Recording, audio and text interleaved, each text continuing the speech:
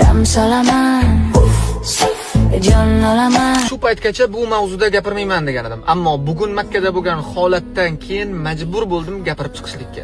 Kichkinagina qiz o'zini kolyaskada o'tirgan ukasiga qarab kuf-suf dam solaman qilib, mana shu trendni takrorlayapti. Ta'jublandim. Agar bu ketishimiz bo'ladigan bo'lsa, ancha muammoli. Bu trenddan iddao folbinlik, issiq sovuq qilishlikka da'vat bor. Ya'ni dam solaman, jon olaman, shunga o'xshash ma'noda. Asosiy ayb kimda bilasizmi? Bu trendni qilayotgan blogerlarda emas, balki ularni qo'llab-quvvatlayotgan obunachilarda. Negaki talabga qarab taklif bo'ladi.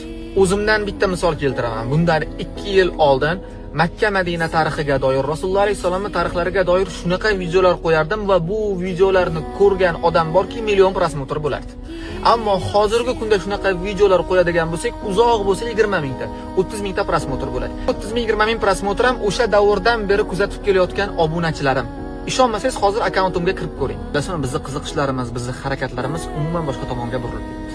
Agar bular bo'lmas kontentlardan charchagan bo'lsangiz, hozir obuna bo'lib qo'ying va men doim siz uchun harakatdaman, ya'ni bu yoqda sizga manfaat yetkazadigan, ko'rsangiz foyda topadigan kontentlarni ulashda davom etaman.